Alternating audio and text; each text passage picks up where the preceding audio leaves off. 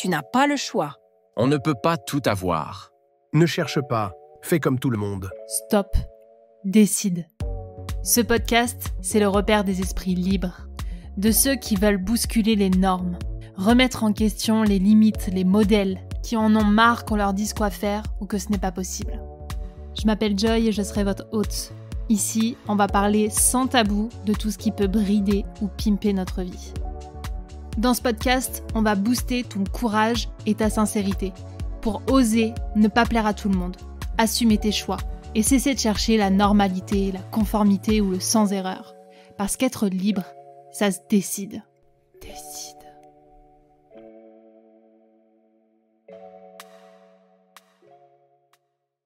Bonjour et bienvenue dans ce nouvel épisode sur Décide. Aujourd'hui, c'est un épisode duo où j'ai le plaisir de recevoir un homme passionnant qui va avec moi répondre à cette question brûlante mais si importante: comment la sexualité influence notre manière d'entreprendre? Et je sais qu'il a beaucoup de choses à dire sur le sujet. Enfin, en tout cas, moi, j'ai préparé plein de choses. C'est très vaste. Mais pour vous le présenter en quelques mots, il s'appelle Guillaume Quézac. Vous l'avez peut-être déjà vu sur YouTube, peut-être même en immersion, parce qu'il propose beaucoup d'immersion pour pouvoir aller au cœur de nous, j'ai envie de dire. Il est également auteur, conférencier et il est surtout thérapeute et enseignant essénien. Et c'est une approche qu'on n'a pas souvent l'habitude d'entendre. Donc du coup, je te laisserai, Guillaume, nous parler de cet art de vivre qui, je crois, réconcilie à la fois le vivant à l'extérieur et à l'intérieur de nous pour qu'on puisse tout simplement savourer et jouir de la vie dans tous ses sens. Bienvenue Guillaume. Merci Joy de cette introduction. Donc là, tu veux que je te parle de l'approche, par exemple, qu'est-ce que ça serait essénien et d'où vient la référence? Exactement. Ok.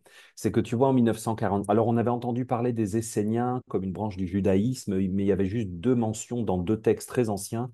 Tout le monde avait oublié ça, personne s'intéressait personne. Et en 1945, on a trouvé des manuscrits de vraisemblablement un mouvement du judaïsme qui parlait de la fin des temps. Tu sais, c'était à l'époque où les Romains occupaient la Judée. Donc il y avait des histoires d'occupation de territoire, d'illégalité, de fin des temps, de Messie qui devait revenir, de peuple élu, de terre élue. Tu vois, bon, il y avait tous ces sujets qui finalement sont un peu actuels encore. Et donc c'était intéressant parce qu'on avait un peu une vision intérieure. On s'est aperçu que c'était une autre façon complètement de considérer la religion, la place du corps avec la nature aussi. Ça a eu un énorme impact parce qu'on s'est aperçu que les religions générales nous ont servi un discours un petit peu lointain avec un Dieu, avec la culpabilité, les punitions, l'enfer, le paradis, tout ça, alors qu'il y avait d'autres façons d'envisager et qu'au cours des siècles, en fait, beaucoup de religions ont été comme élaguées, épurées, jusqu'à arriver à un seul discours qui nous a servi de seule option spirituelle, parce qu'en Occident, pendant très longtemps, il n'y avait pas le choix, en fait. Bien Tu devais sûr. être chrétien et sinon tu étais cramé, tu étais une sorcière. Donc là, du coup, c'était comme voilà, plus plastique, tu vois, plus souple, plus intéressant. Et en même temps, avec des valeurs fortes, avec c'est ça, une sagesse et puis une sorte de direction de vie qui fait que l'être humain, il est une créature parmi les autres et que donc il passe sa vie à chercher sa place sur la Terre, comment participer à l'ensemble. Donc voilà, c'est une référence, mais c'est pas la seule. Et voilà, moi, c'est vraiment mon approche, c'est de se dire que on fait une expérience globale de la vie. Et moi, en tout cas, je m'inscris vraiment en défaut par rapport à toutes ces philosophies, ces religions, ces pensées qui font que le corps doit être considéré soit comme la seule chose qu'on a, soit comme un problème que dans le fond on doit lutter contre, et parce qu'un jour on va mourir, on va aller au paradis comme une âme sans corps. Je trouve que ça n'a aucun sens, et je pense que l'incarnation, c'est une expérience globale, dans tous ses aspects. J'adore ce côté multidimensionnel. Et alors, du coup, la question que je me pose, c'est toi aujourd'hui, quelle est la définition de la sexualité comme tu la pratiques et comme tu la comprends là maintenant avec ce regard essénien? Justement, tu vois, je trouve que c'est assez révélateur. Si on regarde assez rapidement, on va voir, ben voilà, avant en Europe, en Occident, on était christianisé, donc c'était un problème en général. Les saints, les gens qui voulaient se sortir de l'enfer devaient faire vœu de chasteté, rentrer dans les ordres pour essayer d'avoir une chance d'être au plus proche de Dieu après le jugement dernier. Parce qu'il faut se rappeler, je sais qu'aujourd'hui ça paraît dingue, mais quand même pendant 2000 ans, on nous a dit, et c'était un peu la croyance générale, puis tu sais, une croyance, c'est très fort, hein, c'est un mindset, hein, que voilà, donc il y a eu un péché originel, là on est comme dans une espèce de purgatoire en attendant, atroce, dans lequel on ne peut pas sortir, parce que en fait tu peux faire du mieux que tu peux en ayant toujours la peur de mal faire. Et à la fin des temps, il y aura un jugement dernier, mais personne ne sait quand, comment. Et si tu es élu, non mais Bien je peux sûr. faire une gymnastique, hein. Tu vas te réveiller, sortir de terre et ascensionner au paradis si Dieu le veut, tu vois. Donc c'est carrément, tu vis comme ça. Donc du coup, tu peux imaginer que tout ce qui est corps, attachement au corps, sensation corporelle, est devenu au fil des siècles, ça s'est tricoté, un énorme problème. Et il y a les péchés capitaux, par exemple la Tout à gourmandise. fait. Capitale, c'est-à-dire que même si tu l'as fait qu'une fois, C'est foutu. c'est foutu. Donc, en gros, donc on est tous foutus. Donc, en fait, bah, là, et du coup, là, on est comme dans un extrême inverse, je trouve, où il n'y a que le corps, il n'y a que les sensations corporelles. Et du coup, la sexualité, bah, c'est ce qu'on fait avec nos organes génitaux. Mhm. Et je trouve qu'on est complètement dans un délire, c'est d'une tristesse morne. Donc, pour moi, la sexualité, c'est la création. Parce qu'à partir du moment où Dieu dit, donc Dieu a dit que la lumière soit, en fait, forcément, tu vois le principe créateur de l'univers qui se dédouble pour pouvoir créer. Et là, il entre en processus créatif, et donc c'est un artiste. Et donc un artiste, c'est quoi? C'est un être qui a un décalage par rapport à sa matière de création, son médium, et qui va expérimenter avec son médium quelque chose qu'il a à l'intérieur de lui. Donc même un danseur, par exemple, un danseur est capable de prendre du recul par rapport à son corps pour faire de son corps son moyen d'expression. Mais lui-même, il est obligé d'être dans un certain recul pour tu vois, pour travailler avec. Bien sûr. Et donc, à partir de ce moment-là, la totalité de ce qu'on voit, de ce qu'on expérimente, de ce qu'on sent, les odeurs, les sons, tout ce qui existe, c'est une création artistique. Moi, c'est ma vision. Et donc, ça veut dire qu'il y a un artiste. Et donc, si Dieu a fait l'homme à son image, les êtres humains sont faits à l'image et à la ressemblance de Dieu, ça veut dire qu'ils ont eux-mêmes une capacité créatrice, puisque ça, même les philosophes de avant Jésus dans l'Antiquité te disaient ça, ils te disaient, si un démiurge, un Dieu a fait un être, eh ben cet être porte les qualités de ce Dieu créateur. Et donc, si notre Dieu créateur, c'est un créateur, donc un artiste, eh ben nous aussi, on a une dimension créatrice dans notre vie. Et le fait est qu'on le sait depuis longtemps, l'homme peut se créer un paradis, un enfer, il se crée énormément ses réalités. Et donc, pour moi, ça, ce sont des processus qui nécessitent deux polarités, qui permettent la communication, le dialogue et l'échange de sensations. Et donc, ça, pour moi, c'est une dimension artistique qu'on peut appeler sexualité parce que c'est deux polarités. Donc, la sexualité, c'est la rencontre avec ce qui n'est pas toi et c'est la sensation de ce qui n'est pas toi à l'intérieur de toi et qui te permet de te découvrir toi-même, mais par la présence de l'autre. Et pour moi, la sexualité, c'est l'expérience de l'altérité. C'est pour ça qu'elle commence avec la maman. La maman est notre première expérience sexuelle. Et tu vois, du coup, on sort complètement du champ de sexualité génitale qu'on a pu. Mécanique, caricaturée. Complètement. Ça, c'est un champ d'expérience. On pourra en parler. Le corps, c'est l'autre pour nous. C'est une partie de nous, mais c'est l'autre aussi. Et on fait l'expérience de l'altérité qui nous éveille à finalement qui nous sommes nous-mêmes. Et on voit dans le cheminement de la sexualité d'un individu comment il s'éveille à son propre corps et comment après il s'éveille aux autres corps et comment les autres corps l'éveillent à lui-même. Et c'est ça qui est complètement fascinant. Et du coup, c'est alors bien sûr, c'est avec le corps, mais c'est beaucoup plus large que les expériences génitales.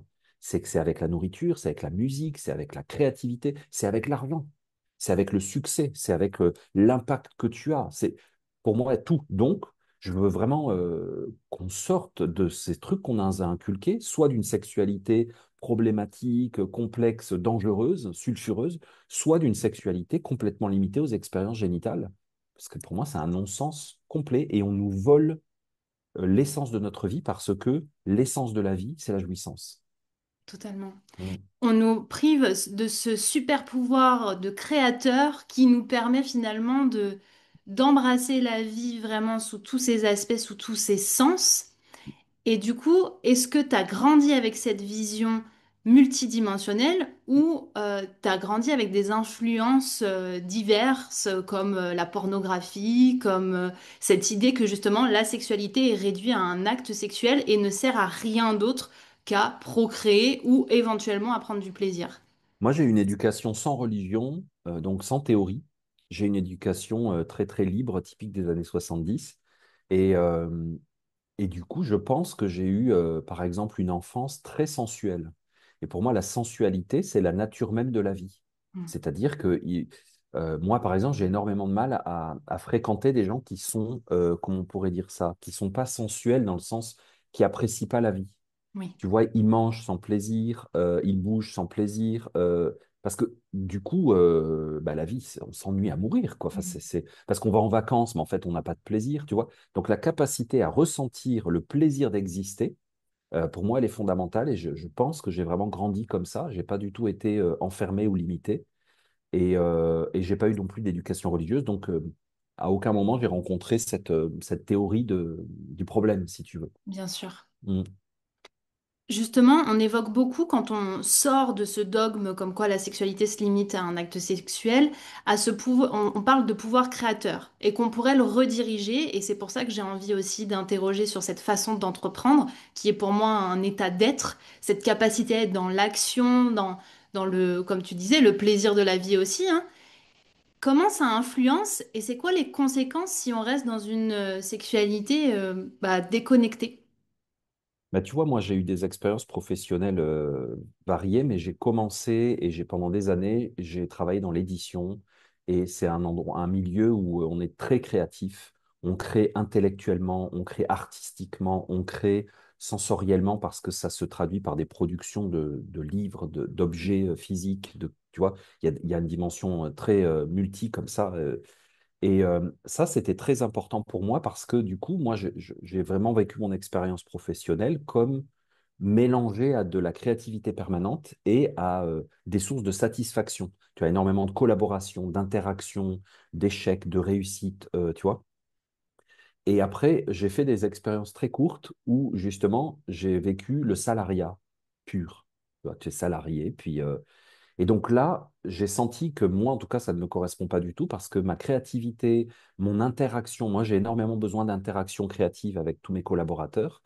Et pour moi, c'est de l'ordre de la sexualité parce qu'en fait, tu vois, si tu y penses, d'ailleurs, j'en parle dans un livre que j'ai sorti qui s'appelle Femme de lumière, parce que tu as ces deux archétypes de la Vierge Marie et Marie-Madeleine, la prostituée, qui sont en réalité deux forces initiatiques qui ne concernent pas que les femmes, qui concernent tous les êtres humains incarnés euh, où justement tu as celui qui, la Vierge Marie, donc la femme qui n'a jamais connu rien, puis qui crée avec rien.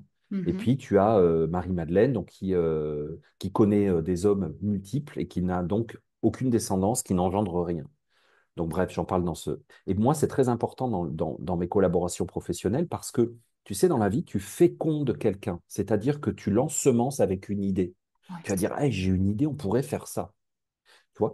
Ou alors, tu l'ensemences avec une peur. Tu vois, tu es en réunion, brainstorming, tiens, si on pouvait faire ça, on a un projet et tout, puis tu en as un qui va. Des fois, c'est un peu les mêmes profils qui vont dire, ouais, mais là, vous vous rendez pas compte les risques. Puis là, s'il se passe ça, mais ça pourrait ne pas fonctionner, puis en ce moment, c'est pas possible. Il va toujours, mais il peut t'ensemencer aussi, te féconder avec du découragement. Tu vois? Donc, ces histoires de collaboration, pour moi, c'est super important. Et j'ai vraiment besoin d'être dans un environnement où il y a des échanges positifs, négatifs, enthousiasmants, décourageants, parce que la vie est comme ça. Et donc, j'ai connu dans le salariat des conditions de travail où il n'y avait pas de dimension comme ça. Tu devais faire un job et c'était tout. Mhm. On te demandait jamais rien. Alors, ça ne veut pas dire qu'on est tous nécessairement des entrepreneurs créatifs, pas du Bien tout. sûr. Mais on a besoin de cette synergie, tu vois, de cet enthousiasme, de cette collaboration et de se sentir dans des échanges d'énergie. Et pour moi, les échanges d'énergie avec des produits, avec des services, avec des collaborateurs, avec des clients, avec de l'argent, c'est la circulation de l'énergie sexuelle. Et moi, j'ai énormément besoin de ça. Et ce qui m'a manqué dans le salariat, par exemple, c'est de ne pas avoir euh, de rapport. Parce que tu vois, dans la sexualité, tu as un élément très important, c'est que tu as un rapport entre l'effort que tu fournis, par exemple dans la séduction, et le résultat. Et Mhm. donc, on le sait très bien, tu as des catégories de personnes. Et donc, si tu veux séduire quelqu'un qui est dans une autre catégorie, il va falloir faire des efforts différents, plus, moins, autrement, d'un autre genre. Tu vois, si tu veux séduire, tu es une femme, tu veux séduire un homme qui, il est juste intéressé par le sexe physique, ça va être relativement facile. Tu vois, alors que si tu veux séduire quelqu'un qui est artiste, qui est sensible, il va falloir que tu rentres un peu dans son univers, que tu essaies d'avoir des échanges, des conversations de son niveau, tu vois. Donc, tu as des sortes d'échanges comme ça qui sont plus ou moins subtils, adaptés, complexes. Et dans le salariat, j'avais l'impression qu'en fait, on te demande juste ta présence, une compétence, du temps. Et dans le fond, tu as du temps, en échange de ton temps, tu as de l'argent. Donc, tu as un échange. C'est un échange sexuel parce que tu donnes une énergie et puis en échange, tu as un retour. Mais cet échange était tellement, comme on dit, cadré. C'est un petit peu, tu sais, c'est voilà, le missionnaire du samedi soir, une espèce de cadre comme ça qui fait qu'il y a une sorte d'échange tacite, des fois, dans certains mariages. Moi, j'ai connu des gens comme ça. C'est d'une tristesse, mais tu vois, c'est comme un dû. Tu Mhm. vois, je dois, c'est le devoir conjugal, voilà, toutes ces Ouais. notions-là. Mais en fait, dans le travail, ça existe aussi. Et moi, en tout cas, pour ce qui me concerne, j'ai vraiment trouvé que souvent, quand j'étais dans des situations de salariat pur, il me manquait énormément toute la dimension d'évolution. Et j'adore dans l'entrepreneuriat, mais moi, mes collaborateurs, je n'ai pas d'employés. On a une vingtaine de personnes dans mon équipe, mais je n'ai pas d'employés. Je n'aime pas considérer quelqu'un comme ça parce que c'est un collaborateur. Et en fonction de nos échanges, de sa capacité d'énergie créatrice, donc c'est une histoire de sexe, tu vois, une histoire de désir, c'est une histoire de plaisir à faire les choses. Moi, je trouve ça horrible d'avoir même quelqu'un qui fait le ménage dans tes bureaux, si c'est quelqu'un qui est là contre son gré qui n'aiment pas ce qu'il fait, mais du coup, il y a zéro plaisir. Et moi, pour moi, c'est important. Alors, des fois, oui, dans tous les jobs, même dans le mien, il y a des trucs qu'on aime moins faire, qu'on aime plus faire, c'est normal. Mais la notion de plaisir, de jouir de notre présence, de notre capacité d'action, elle est fondamentale parce que pour moi, l'argent que tu as en échange, c'est une énergie et c'est un échange d'énergie. C'est ce qui fait que parfois, dans certaines relations sexuelles, tu peux te sentir vidé ou vampirisé ou euh, tu vois finalement tu n'es pas rempli d'énergie après, tu n'es pas enthousiasmé, tu n'es pas enrichi par ton expérience, tu vois. Et moi je l'ai vraiment vécu même au niveau pro. Pour moi c'est la même chose, il n'y a pas de différence, c'est ça. Tu as dit deux mots qui sont pour moi hyper importants, c'est le désir et le plaisir. Et j'ai l'impression qu'on est dans une société que toi tu appelles parfois matrice, j'aime cette idée, où on est conditionné à la performance, donc à l'obtention du résultat, aussi bien d'un point de vue professionnel, chiffre d'affaires, nombre d'abonnés, de likes, etc., que Mm. dans notre sexualité avec j'ai atteint l'orgasme ou il y a même le mouvement body count en ce moment. Donc en fait, on est dans cette culture du je dois faire, je dois obtenir, et comment on se reconnecte à cette sexualité plus plus connectée, plus présente finalement, mais qui sort de la performance. Moi, il y a un sage qui m'a énormément apporté sur ces notions-là, s'appelle Épicure. Tu sais, on dit être épicurien, c'est-à-dire Mhm. aimer les bonnes choses de la vie. En fait, Épicure, c'est un de mes maîtres. Je le considère comme un de mes maîtres, même s'il a vécu à 2500 ans, je ne l'ai jamais rencontré. Mais en fait, lui, il avait une maladie chronique très grave qui faisait qu'il avait des souffrances très, très intenses. Il a passé toute sa vie à souffrir et il a quand même vécu vieux. Et si tu veux, il a énormément, du coup, passé sa vie à étudier euh, quelle est notre capacité à jouir, à avoir du plaisir. Et il a énormément euh, euh, j'allais dire travailler, mais c'est pas un travail, il a énormément médité, tu vois, expérimenté sa capacité à souffrir, à avoir des désirs, à avoir du plaisir, à avoir de la satisfaction, à avoir des frustrations.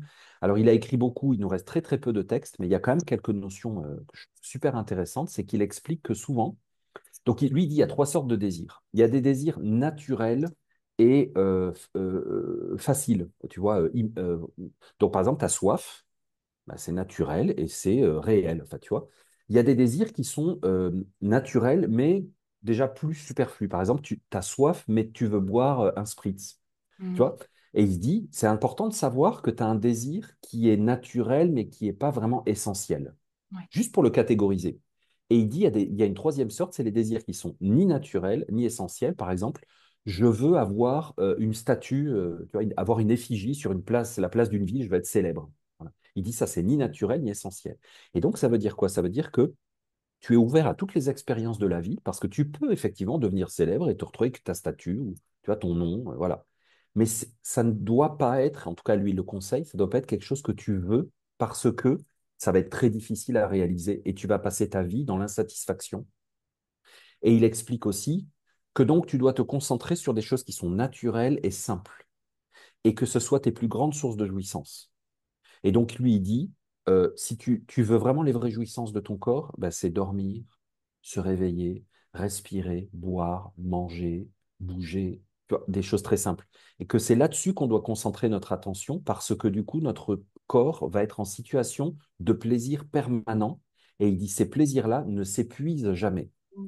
Et la différence, c'est que, et c'était valable il y a 2500 ans, donc il faut croire que c'est profond dans notre psyché, hein, c'est qu'il y a des plaisirs qui nous sont induits par des opinions, des croyances collectives, toutes sortes de choses transgénérationnelles, bien sûr, éducatives, tout ça, qui nous donnent la sensation que un plaisir doit se construire et qu'il faut faire un effort pour arriver au but du plaisir.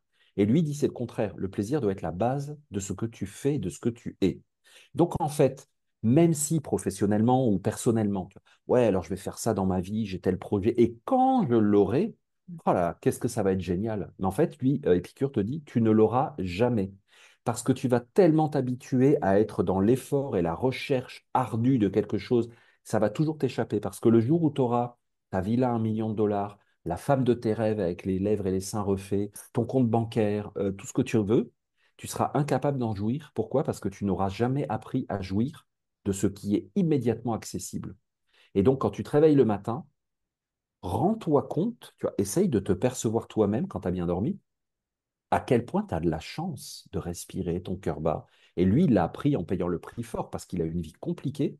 Et il disait que même en étant malade de façon chronique et grave, majoritairement, sa vie était une succession de plaisirs et de moments de jouissance parce que il jouissait d'un verre d'eau, de la visite d'un ami. Il disait l'amitié, c'est le plaisir le plus important dans la vie.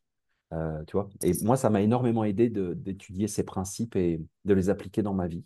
Et j'ai complètement fait un switch à un moment donné où j'ai essayé de ressentir ces plaisirs corporels, mais réels, hein, tu vois, mais pour ça, il faut un peu ralentir. Et donc, par exemple, tu manges, puis tu essayes de prendre le temps de te dire, la vache, je suis en train de manger. Tu as la chance que j'ai. Or, au début, c'est un peu artificiel, tu vois, tu te le mets un peu comme un état d'esprit que tu t'imposes toi-même. Et puis, progressivement, en fait, ça devient une capacité à éprouver du plaisir. Donc, les épicuriens, ce sont des gens qui kiffent leur vie d'avoir un verre d'eau fraîche en été. C'est pas des gens qui se remplissent parce que justement ils cultivent la culture du manque et de il me faut absolument ça. Au contraire, Non, c'est non. ok.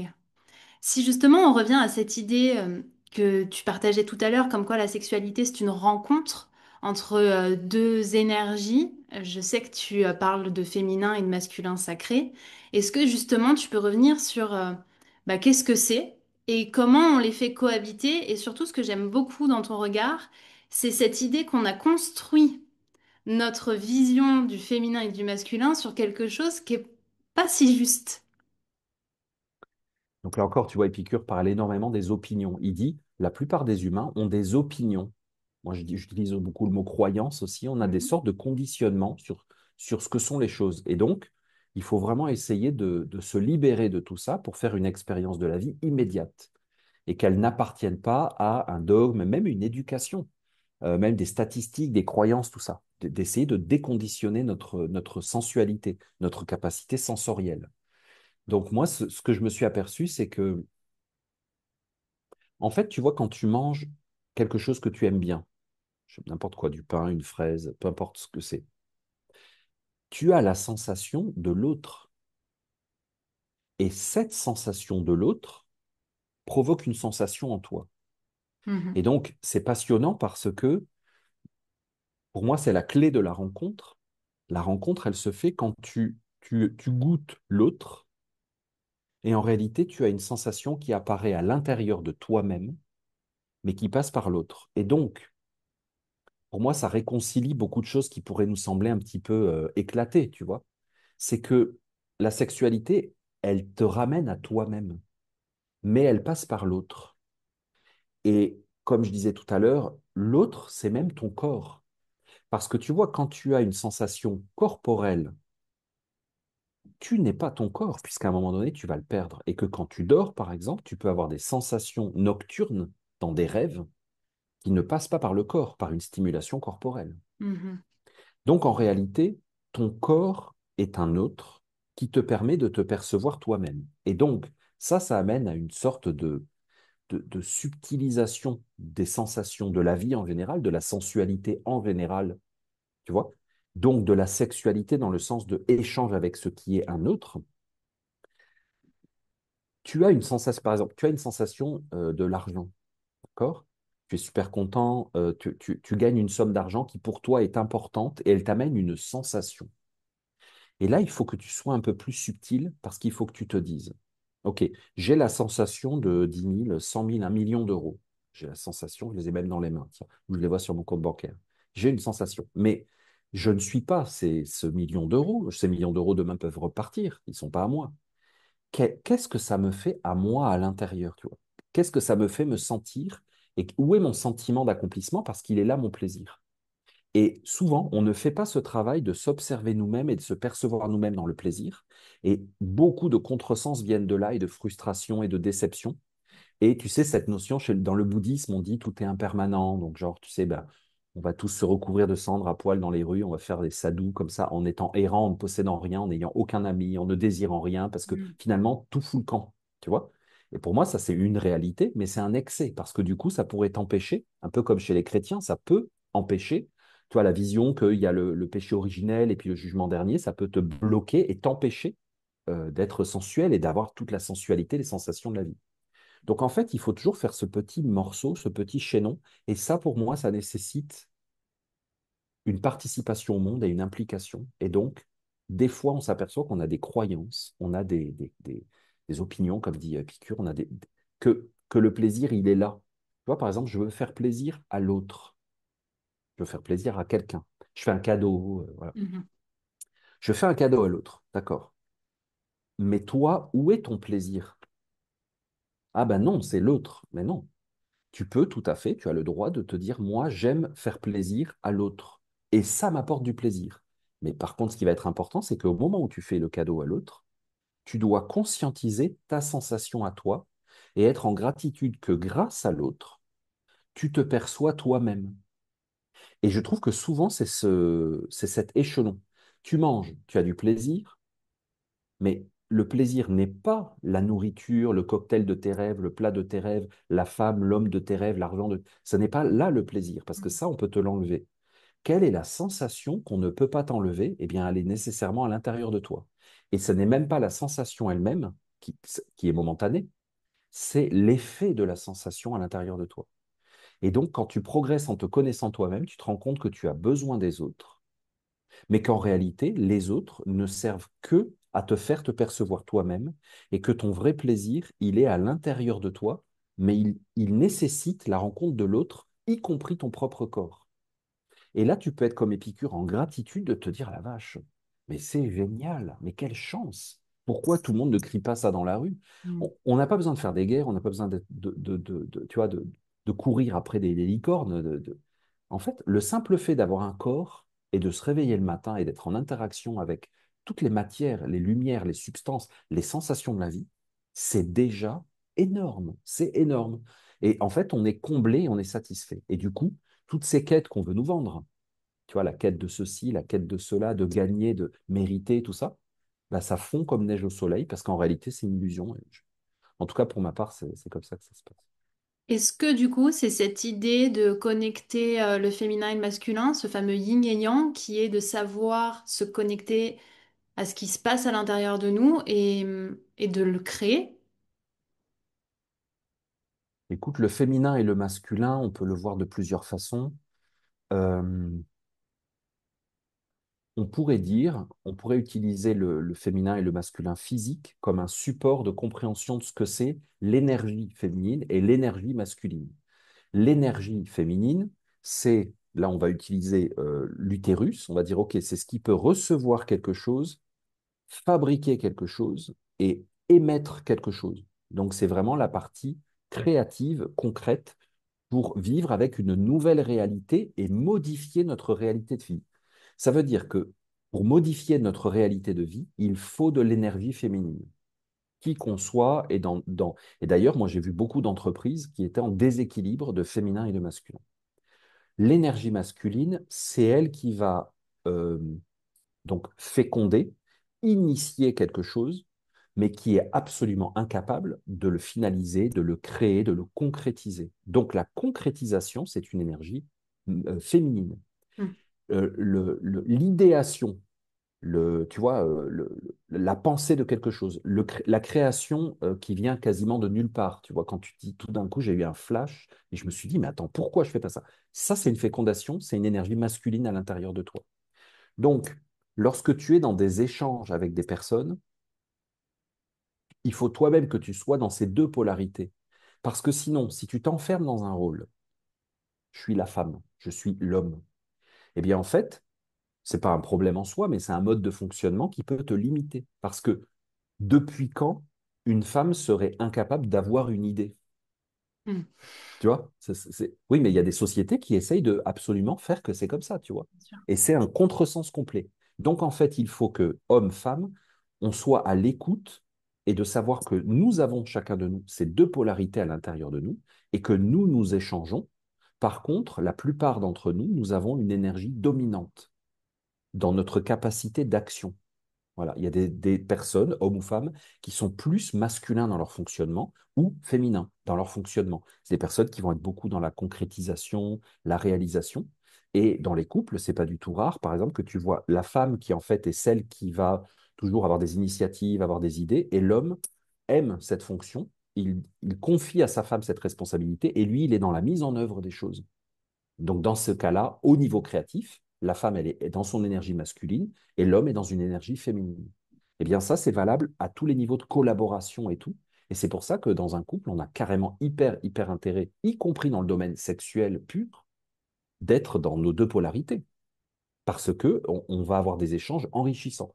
Et la personne qui est d'une énergie différente que la tienne peut t'éveiller à ton énergie à l'intérieur de toi. C'est-à-dire que si tu es un homme physique, ta femme peut t'éveiller à la nécessité d'avoir une polarité féminine aussi. Mais elle te fait prendre conscience, non pas de son univers à elle, mais du tien, de qu'est-ce qu'il y a de féminin aussi à l'intérieur de toi. Mais en toi, ça ne s'exprime pas forcément comme en elle. Ça ne veut pas du tout dire devenir comme l'autre. Hmm. Mais voilà. Et je trouve que ces échanges sont tellement enrichissants et ça ouvre des perspectives beaucoup plus grandes, quoi. Du coup, ça veut dire qu'on sort aussi de la croyance comme quoi une femme ne doit pas être dans son énergie masculine parce que justement c'est une femme. Là, ce que tu nous invites à voir, c'est que on a les deux, on a des dominantes et qu'on peut naviguer dedans. Par contre, ce que j'aimerais que tu précises, c'est à quel moment on peut percevoir qu'on est en déséquilibre. Et ça veut dire quoi être en équilibre? Alors, c'est là qu'il y a un petit bug, il y a un petit problème, c'est que on a des modèles et on a des croyances sociales, culturelles, transgénérationnelles, idéologiques, religieuses, peu importe. Et aujourd'hui, c'est énormément manipulé pour faire tourner l'économie, la politique, voilà, il y a une sorte d'ingénierie sociale qui manipule le féminin et le masculin. Alors je dis aujourd'hui. Non, Oui, c'est ça pas date pas aujourd'hui, d'aujourd'hui. ça fait un bail, ok? Marie-Madeleine et Marie ont énormément été victimes de ça. Et donc, en fait, il faut. Parce que tu vois, sinon, ça voudrait dire que quand tu es une femme physique, si tu veux être comme un homme, il faut que tu aies un job, il faut que tu décides, il faut que tu portes des pantalons, il faut que tu donnes des ordres, il faut que tu sois sans compromis, il faut que tu ressentes pas, tu vois, il faut que tu aies pas de. Tu vois, en fait, ça n'a aucun sens. D'ailleurs, on voit les femmes en politique souvent, elles deviennent très masculines dans leur comportement. Alors, est-ce qu'une femme ne peut pas être comme ça? Mais pas du tout, elle peut être comme elle veut. Mais du coup, on voit que quand on a des clichés intérieurs de ce que c'est une femme, de ce que c'est un homme, on pourrait croire que le féminin et le masculin, c'est ça. Hmm. Alors que pas du tout. Tu vois, comme je te disais, tu as des couples, ou même, tu vois, dans la rue, tu vois, il y a des travaux là, dans la rue, là où j'habite, et tu vois, on le sait, 99% des gens qui sont dans la construction, dans beaucoup de métiers, c'est des hommes. En fait, là, je vois des équipes de travailleurs, ils construisent une route.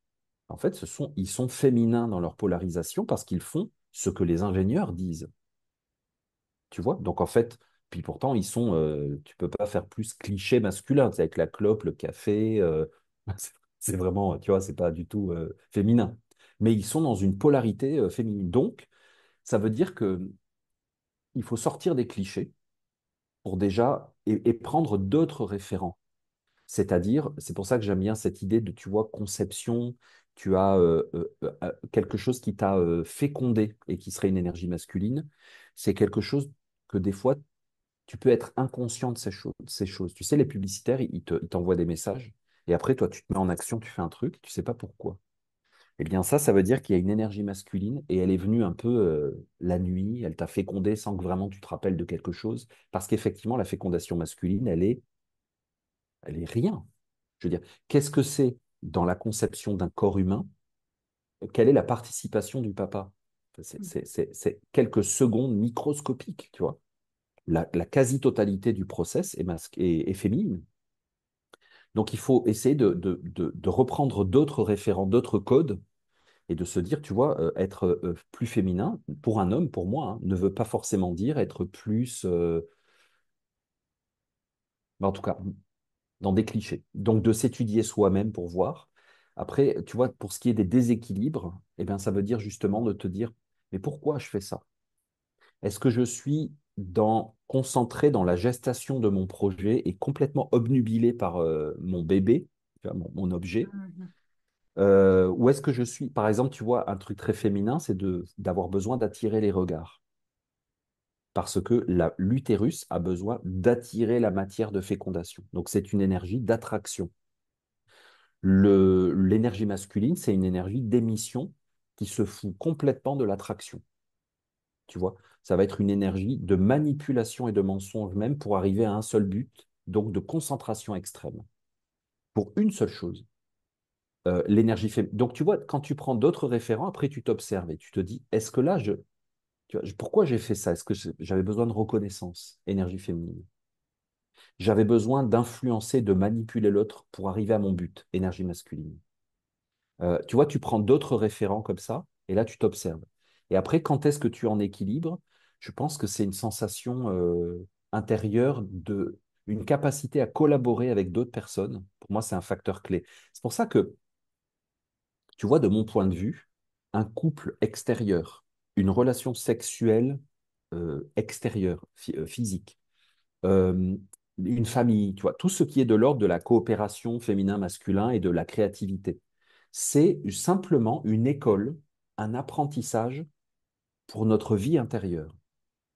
Donc, ça veut dire que quand, au niveau pro, tu es capable de faire des super réunions d'équipe où il y a une super créativité, un échange, il n'y a pas de désir d'apparaître, il n'y a pas de désir de manipuler l'autre pour faire à ton idée, il y a une discussion complètement ouverte, décomplexée. Il n'y a pas d'absence de capacité à jouir de ce qu'on fait. Parce que ça, dans les entreprises, c'est énorme. On est là et on croit que c'est compliqué. Et puis quand on aura atteint le but, on va faire un petit partage de succès vite fait dans la machine à café, tu Vendredi sais. soir. Voilà, le vendredi soir. Voilà. Non, mais c'est pathétique. Parce que je veux dire, si ton couple, c'est un partage de succès tous les vendredis soirs, ben, je sais pas où tu en es, mais Mhm. moi, en tout cas, ça ne me satisfait pas. Tu vois, je veux que tous les aspects de notre vie soient géniaux. Après, c'est vrai, des fois, il y a des choses qui sont moins géniales, moins intéressantes. Voilà. Mais donc, en fait, pour moi, un indice d'équilibre, c'est une capacité à être co-créateur dans un beau dialogue, une belle collaboration, où, en fait, tu te connais suffisamment toi-même pour tenir ta place.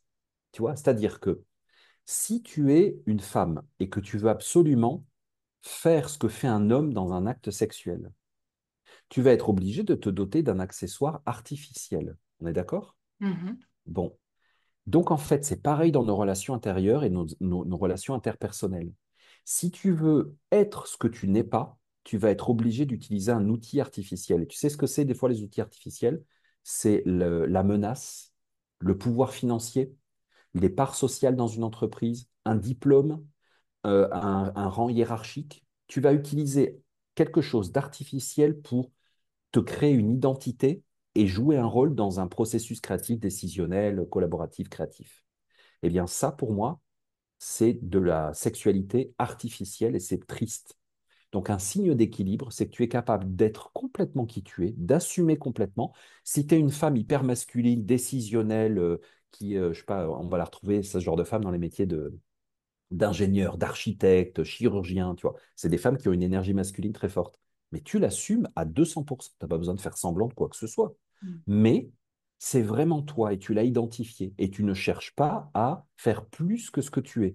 Et tu laisses aussi les autres être qui ils sont. Et tu sens que tu as une super bonne capacité à être en interaction, à réagir et à faire quoi ensemble? mais à kiffer notre vie, à avoir du plaisir dans ce qu'on fait, dans nos réalisations, et à se sentir chacun fier de ce qu'on fait, heureux d'être là. Parce que si, même dans ton lit, t'es pas fier de ce que tu fais, t'es pas heureux d'être là, bon, bah alors là, c'est à faire des haricots, tu vois. Normalement, le lit, pour moi, c'est juste l'embryon, le point de départ de tout ce qui va se déployer dans ta vie, tu vois, ce qui doit rayonner dans toutes les sphères de ta vie.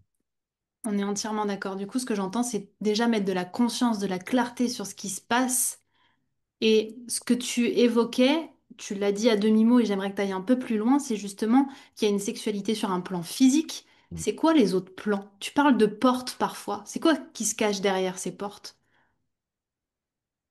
C'est que, pour moi, la sexualité physique, c'est le lieu où tu peux être complètement toi-même, tu peux être vulnérable, tu peux être traumatisé, tu peux être triste, tu peux être dans la rage, tu peux être, euh, tu peux être non jugé. C'est un espace, c'est pour ça que, de mon point de vue, ça se construit, et c'est une relation qui se construit. C'est comme une amitié, si tu veux. Mm. Tu n'es pas ami de la même façon avec le gars, la fille que tu as rencontré l'été passé, même si tu peux avoir, ça peut aller vite dans le sentiment, tu vois. Mais c'est pas pareil que quelqu'un qui t'a connu quand tu avais 5 ans, tu vois, Mm. et, et qui t'a vu à toutes les étapes, tu vois. C'est pas pareil. Donc je trouve que c'est mieux si c'est possible, en tout cas. Donc c'est quelque chose qui se construit jusqu'à arriver à cet état où tu peux vraiment être toi-même. Et puis lundi, tu es comme ça, et mardi, tu es autrement, et mercredi, tu es encore autrement, et l'année d'après, c'est autre chose. Et tu es comme complètement vivant dans ton évolution parce que tu n'as pas peur d'être jugé, donc tu n'as pas de masque à porter, tu n'as pas de rôle à jouer. Et ça, dans la société, c'est plus compliqué. Donc en fait, c'est l'endroit où tu peux expérimenter ton être en interaction avec l'autre, et que l'autre te montre où tu en es aussi. Tu vois, ça se fait naturellement. L'autre te permet de voir où tu en es aujourd'hui, comment tu es, comment ça se passe, qu'est-ce qui te plaît, qu'est-ce qui ne te plaît pas. Et en fait, quand tu fais ça dans l'intimité d'une relation, eh bien, ça te donne la force et le confort, la certitude profonde d'être plus à l'aise pour être comme ça aussi dans la vie à l'extérieur, dans d'autres circonstances. Tu vois? Et donc, c'est vraiment un bac à sable, un petit terrain de jeu, en fait, où tu t'entraînes. Et si je trouve des partenaires sexuels sont conscients que c'est juste ça, mais que c'est le cœur du sujet, que c'est énorme, et que tout commence avec le corps, et en fait, ça peut vraiment rayonner. Et des vrais couples qui ont une sexualité épanouie et saine, ça se voit dans leurs relations. Pourtant, ils ne sont pas forcément dans des clubs échangistes, ils ne sont pas sexuels en soi. Il y a une sorte de fluidité, il y a une sorte voilà, de calme. Pour moi, une sexualité épanouie, elle apporte le calme et la joie de vivre. Pas nécessairement l'excitation et l'obsession. Ça, Mm. je ne suis pas certain que ce soit une maturité, c'est un chemin. Alors justement, s'il fallait vulgariser, tu dirais qu'il y a un plan physique, un plan émotionnel, un plan spirituel. Qu'est-ce C'est des mots que je mets moi, hein, je ne sais pas s'ils Ouais. sont justes. Oui, oui. C'est que pour moi, le corps physique, il contient ton être intérieur. Donc, mon corps physique, il contient mes désirs. Tu vois, quand tu as un désir, on ne le voit pas marcher sur la table, hein. Il est à l'intérieur de toi. Quand tu as une émotion, ben, en fait, elle est à l'intérieur. Alors, des fois, le corps somatise, mais tu vois, il a une énorme capacité à peut avoir un poker face, c'est énorme, hein. Mhm. Quand tu penses à un truc et un truc qui t'obsède, ça peut ne pas se voir. C'est sidérant quand même, hein. Donc, le corps contient. Donc, la relation avec ton corps, elle est importante parce il faut qu'il y ait, en tout cas, c'est un but de chercher une cohérence, une adéquation entre le contenant et ce qui est contenu, pour justement ne pas faire semblant, ne pas être en décalage avec soi-même, ne pas prétendre être plus que ce qu'on est ou moins que ce qu'on est. On cherche, tu vois, cette cohérence. Donc, en fait, tu as la relation avec ton corps, et plus la relation avec ton corps, elle est sereine, elle est assumée, elle est complète, elle est gratifiante. Tu sais, la gratification, c'est super important. Plus tu es en gratitude avec ton corps, en conversation avec ton corps, tu vois, en connivence, en intimité avec ton propre corps, plus tu vas pouvoir contenir et ressentir librement tes désirs, tes émotions, tes pensées, et ne pas tout de suite enclencher un conflit. Ah non, mais je ne devrais pas ressentir ça. Non, mais là, je ne devrais pas avoir ce désir-là, c'est pas normal. Tu vois, ton corps va être capable d'avoir une plasticité Mm. et de prendre des formes c'est une plus grande souplesse et il va pouvoir accueillir beaucoup plus ce que tu es.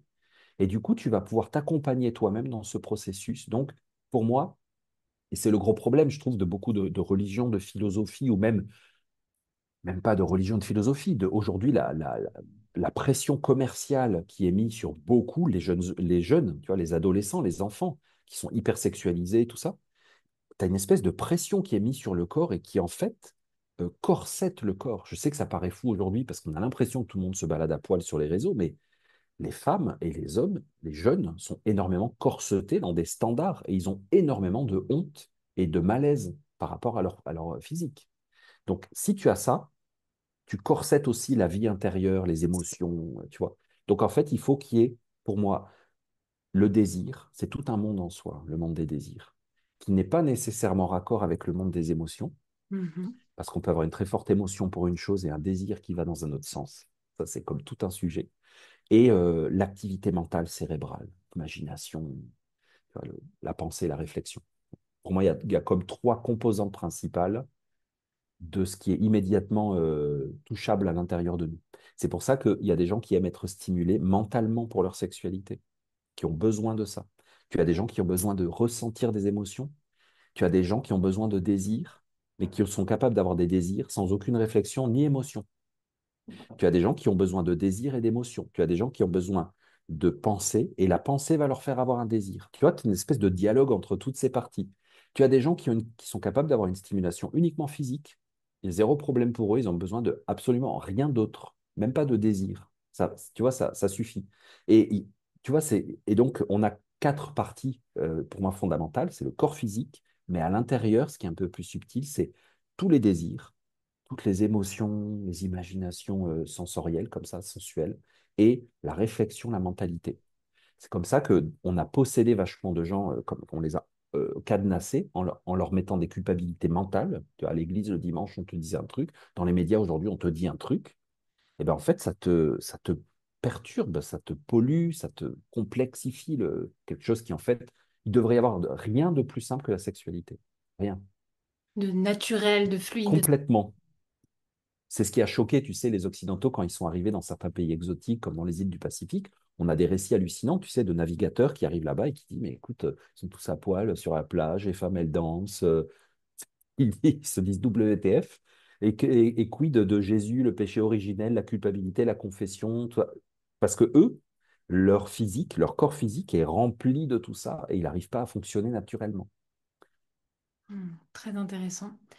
J'aime bien cette approche en triangle que tu évoques sur ces trois mondes, ces trois sphères qu'on peut aborder, développer et cultiver, j'imagine.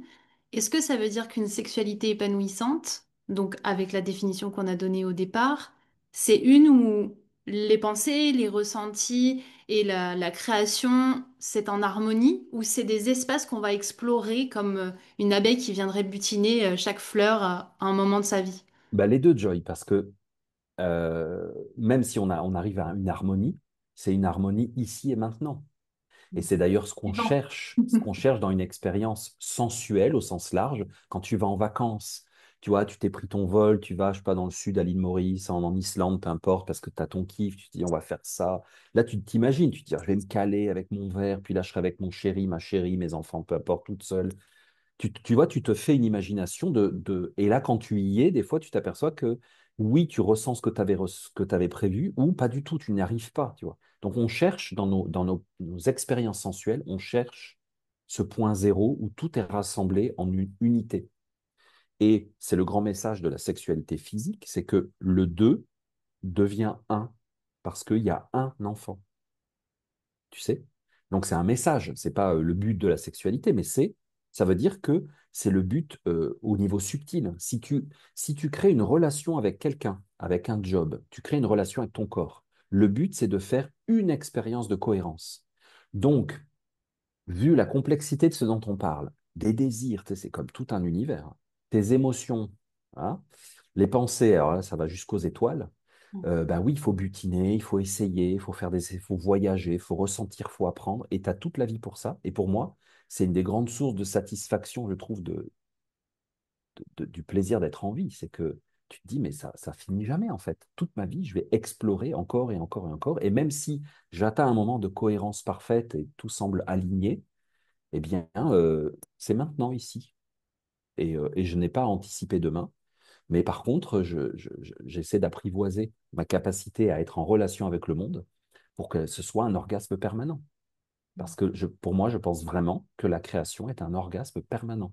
Et l'homme, c'est, moi, je trouve les animaux, ils ont l'air d'apprécier leur vie et de jouir de la vie à un niveau incroyable. Incroyable. On dirait qu'il n'y a que l'homme qui s'est fait une espèce de truc intérieur où tout est compliqué. Tu vois, c'est l'Everest, il faut monter, mais on n'y arrive jamais. C'est énormément, c'est fou. Hmm. Si du coup tu devais répondre succinctement à cette question, comment la sexualité influence notre manière d'entreprendre, tu dirais quoi? Comment elle influence notre manière d'entreprendre, mais parce que entreprendre, c'est entrer en relation avec ton projet, avec ton objectif. Si tu n'as pas identifié qu'est-ce que tu cherchais vraiment dans une relation et quelle serait ta source de plaisir, est-ce que c'est l'argent, est-ce que c'est le pouvoir, est-ce que c'est la reconnaissance, est-ce que c'est la production de quelque chose, est-ce que c'est sauver l'humanité par ton action, est-ce que c'est, tu vois, quelle va être ta source de plaisir? Eh bien, tu n'auras jamais de satisfaction parce qu'en fait, tu ne sais pas que c'est ça ta satisfaction, tu vois. Si ton plaisir, c'est de faire plaisir à l'autre, si ton plaisir, c'est... tu vois, donc en fait, entreprendre en soi, c'est comme, voilà, c'est comme coucher avec quelqu'un. Ça ne veut rien dire. Ça ne veut rien dire. C'est comme manger. Ça veut rien dire en soi. Il y a trop Un acte. Voilà, c'est comme vivre. Tu vois, il est né, tu es sorti du ventre de ta mère, voilà, tu es né. Mais ça ne veut rien dire. Enfin, il faut voir tout ce qui va se déployer, tu vois. Donc en fait, entreprendre, c'est faire un pas sur un chemin.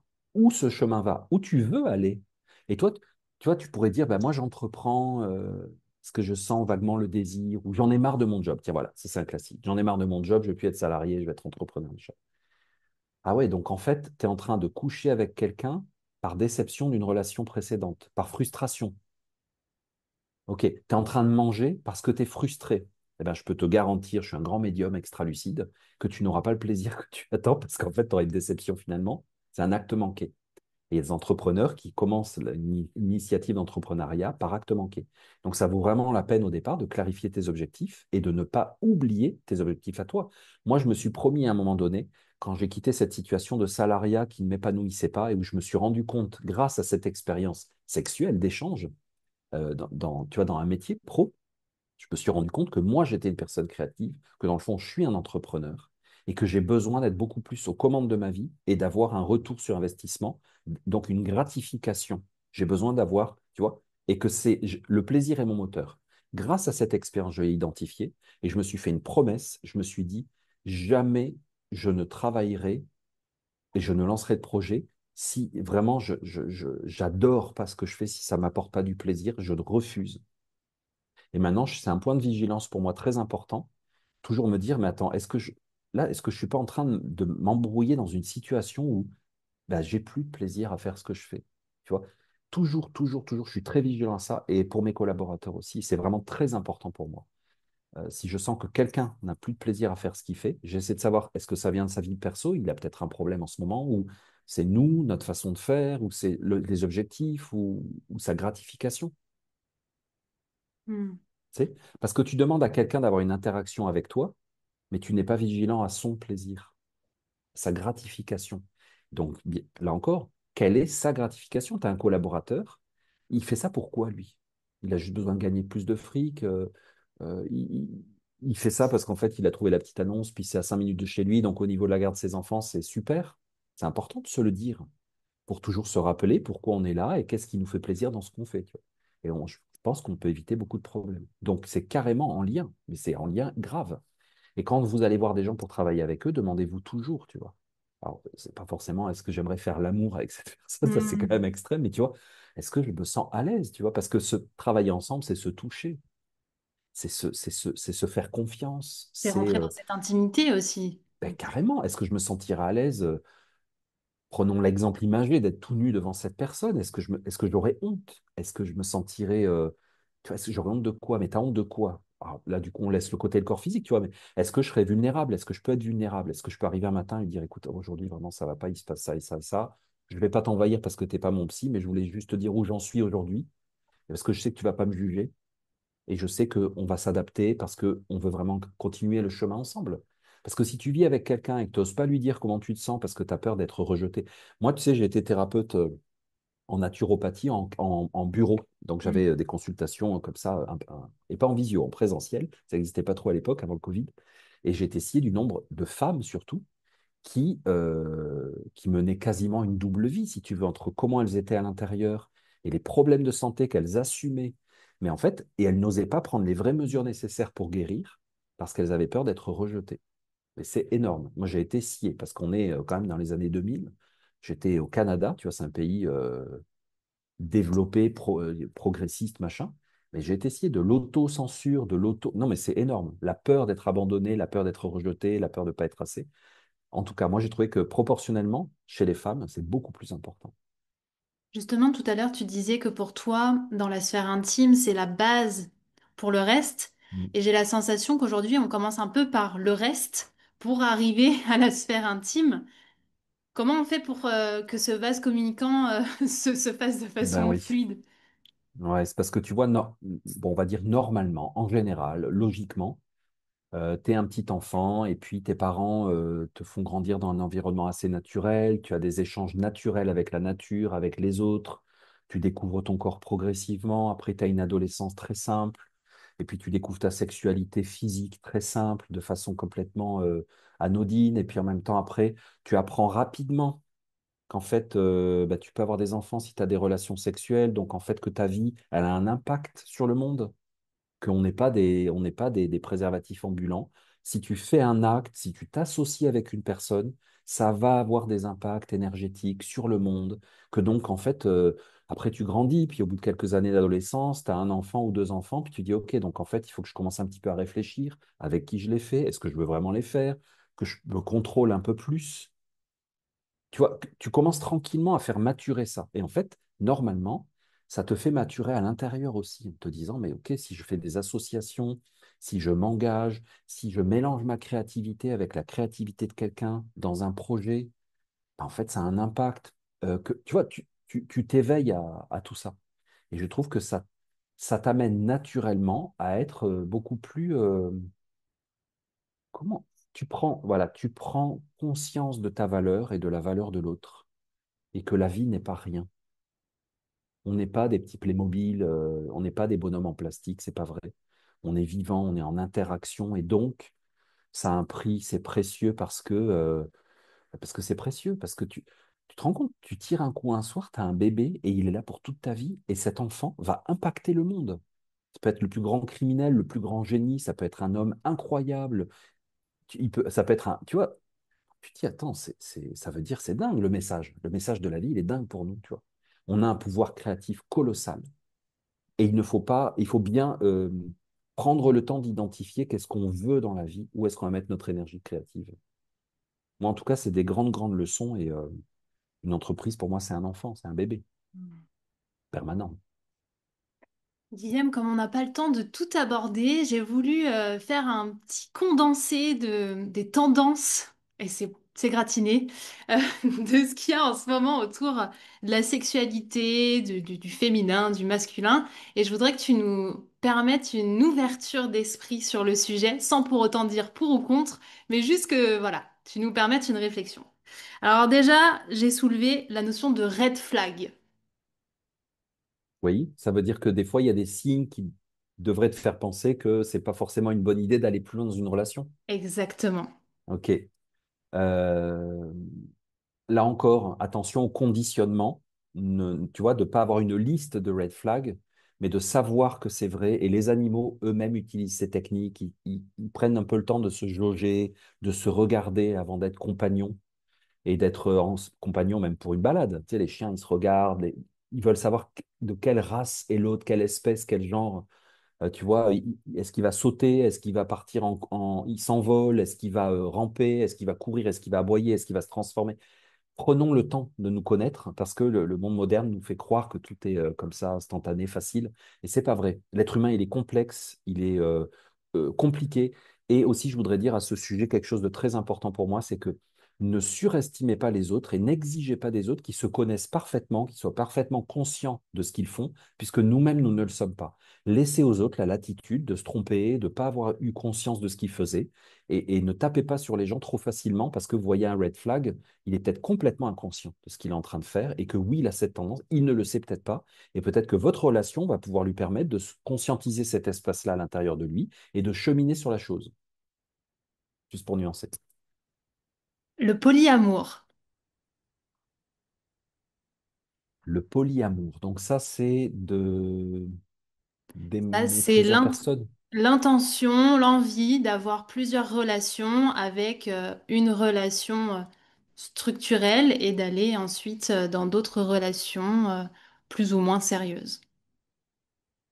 On vit à une époque où tout ça est possible. Donc je pense que c'est pas quelque chose que j'encouragerais moi, parce que je pense que le corps physique a une très grande capacité énergétique. Il nous impacte beaucoup plus qu'on pense. Comme on disait, il nous contient. Donc en fait, si ce qui te contient, c'est d'une telle ou telle façon, bah, on le sait avec la santé. Je veux dire, quand tu n'as pas la santé, voilà, c'est la galère. Tu peux dire ce que tu veux, mais moi, je serais assez prudent là-dessus personnellement. Je trouve que c'est pas forcément quelque chose que j'encouragerais, mais l'époque est comme ça. Et si c'est quelque chose que tu as envie d'explorer, c'est sain parce que, comme l'explique Platon dans Le Banquet, par la bouche d'une femme, une grande prêtresse Diotime, elle explique qu'il y a un chemin amoureux et qu'on passe d'une étape à une autre. Et si tu es rendu à une étape où tu as besoin de ça, tu le sens, bah moi, je serais la dernière personne à te dire de ne pas le faire. De toute façon, d'ailleurs, je ne vois pas pourquoi je t'interdirais quoi que ce soit du moment que c'est consenti et puis que c'est partagé.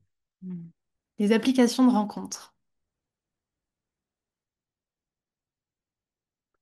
Je préfère l'intelligence de la vie. Je sais que les algorithmes sont une intelligence, mais je préfère l'intelligence de la vie parce que la vie est plus intelligente que tout.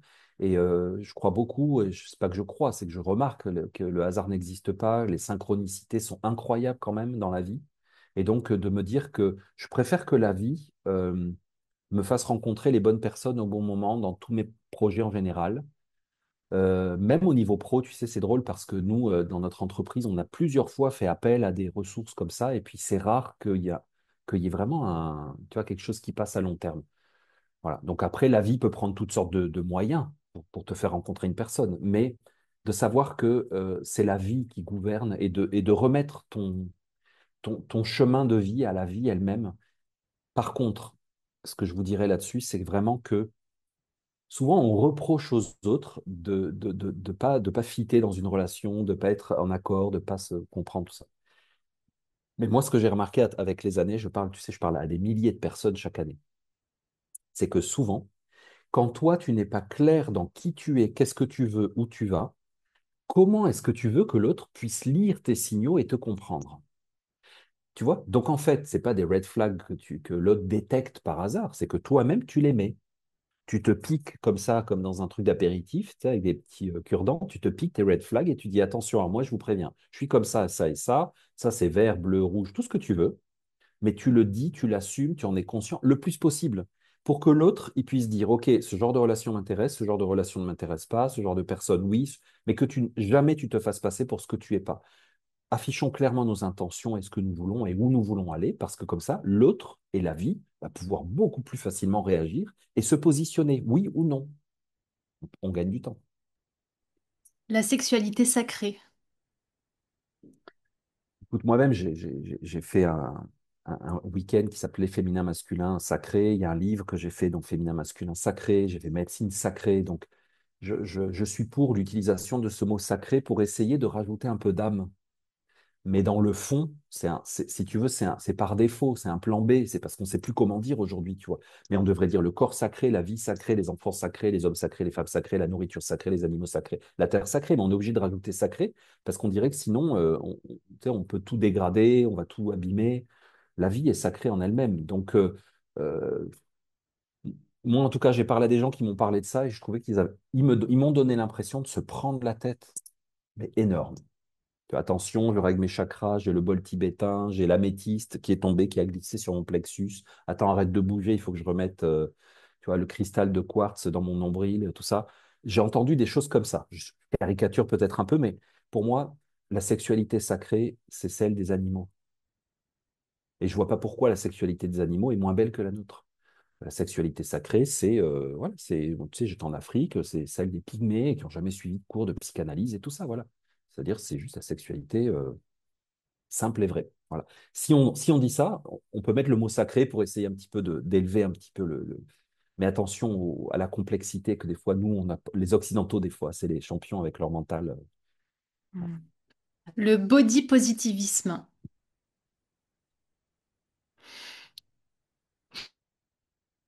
Écoute, on vit une époque formidable.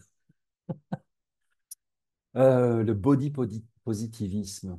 Euh, Écoute, si c'est de juste se débarrasser de, d'opinions, comme dit Épicure, d'opinions négatives que on nous a insérées sur nous-mêmes, ou sur notre corps, peut-être, parce que c'est vrai que de façon transgénérationnelle, on a des siècles d'ancêtres, d'ailleurs indépendamment de la religion. Tu as eu des mères, des grands-mères, des grands-pères qui étaient mal à l'aise avec leur corps, frustrés, il y a eu toutes sortes de choses et qui coulent encore dans nos veines un peu des tendances comme ça. Donc oui, si c'est, mais si tu veux, la reine du positivisme, c'est la Terre, c'est la planète tout entière. Donc de réintégrer ton corps dans la planète, dans la nature, d'être avec les animaux, les plantes, les pierres, les éléments, le soleil, le ciel, ça, c'est positivisme vrai.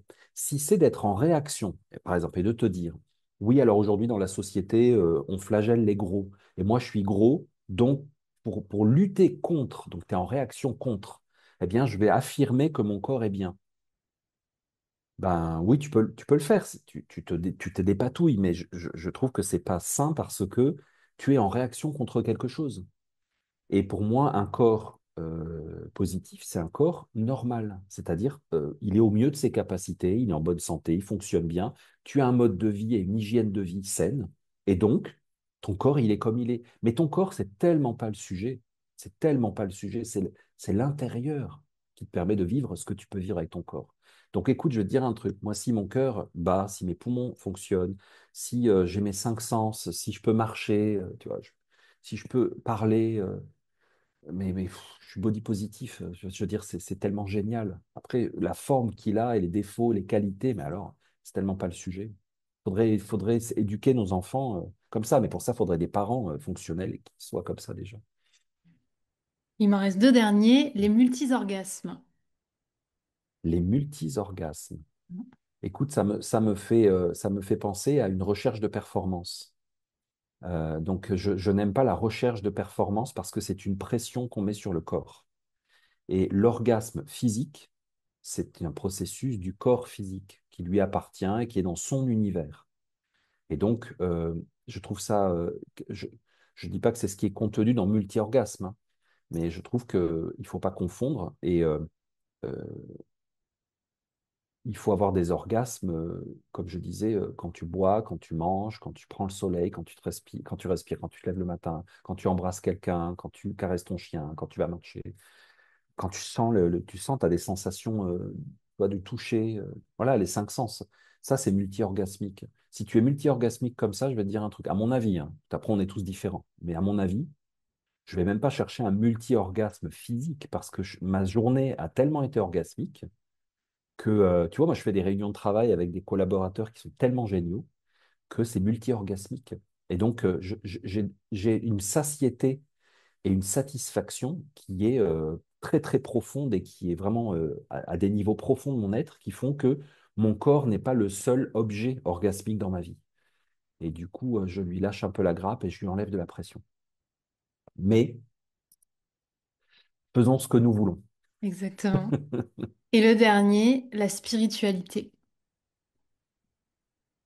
La spiritualité. Ben, tu sais, plus j'avance, moins je sais ce que c'est. Si c'est la profondeur et la maturation en work in progress, tu sais, c'est un truc en cours. Euh, Peut-être c'est de la spiritualité, mais je me considère de moins en moins comme quelqu'un de spirituel. Au contraire, je veux reconquérir la matière et arrêter de croire qu'elle était aussi limitée qu'on m'a dit. Tu vois, on m'a fait croire qu'il y avait des choses ailleurs et je pense qu'en fait, tout est là. Par contre, notre capacité à percevoir sensoriellement, sensuellement, a été tellement réduite que on peut par défaut essayer de chercher dans quelque chose de spirituel. Et je pense que si ton spirituel ne rejoint pas à un moment donné ton corporel et ton expérientiel, il y a un loup. Tu es en train de te faire embarquer dans un truc d'extraterrestre lointain que tu verras jamais. Et je me méfie énormément de ça. Par contre, qu'à un moment donné, une chose te semble plus spirituelle parce qu'elle est comme plus subtile, moins immédiate. En réalité, tu vois, un affinage de tes sens. C'est-à-dire que, tu vois, quand tu es jeune, voilà, tu as 13 ans, 14 ans avec tes copains, tu veux te bourrer la gueule en soirée et tout, tu bois tout ce qui te tombe sous la main sans distinction. Après, tu vomis, tu es trop content, tu as tes selfies et tout, c'est le délire. Par contre, si à 50 ans, tu es encore là, tu vois, bon, là, je te dirais, il faut te spiritualiser un petit peu.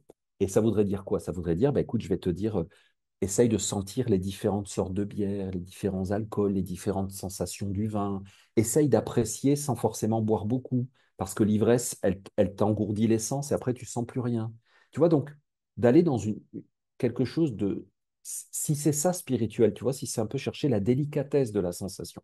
Parce que, et en sexualité, c'est énorme. Tu as une espèce d'alourdissement de la sensation, parce que si, à un moment donné, un regard de ton amoureux, ton amoureuse te fait plus rien, bah, tu vois, ça veut dire que tu as besoin de grosses machines à chaque fois. Tu es en train de désensibiliser ton corps. Donc là, je vais te conseiller d'aller vers là. Mais tu vois, est-ce que c'est spirituel? Je ne sais pas. Si en tout cas on utilise le mot spiritualité en ce sens-là, et que c'est un affinage et une augmentation de la sensibilité à des choses, qui fait qu'on a des sensations plus subtiles, c'est ce que décrit Platon par la bouche de la prêtresse Diotime.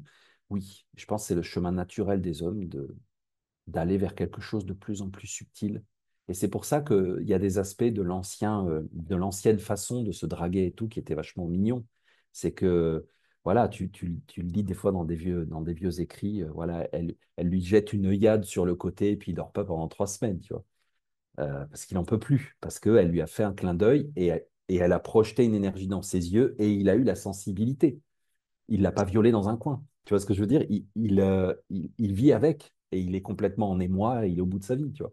J'aime bien ça, l'idée de maintenir ça, même dans une relation longue durée, de maintenir ça et de chercher ça. Je trouve ça important. C'est pour ça que j'aime beaucoup les conseils d'Épicure d'essayer de retrouver la jouissance dans des choses vraiment les plus simples. Parce que si tu as les jouissances les plus simples, tu n'en manqueras jamais de sources de plaisir dans ta vie. Et tu viendras pas nourrir tes frustrations et ton manque ensuite. C'est un cercle vertueux finalement. Exactement. Il dit que les plaisirs réels sont toujours accessibles immédiatement. Sinon, il y a un loup.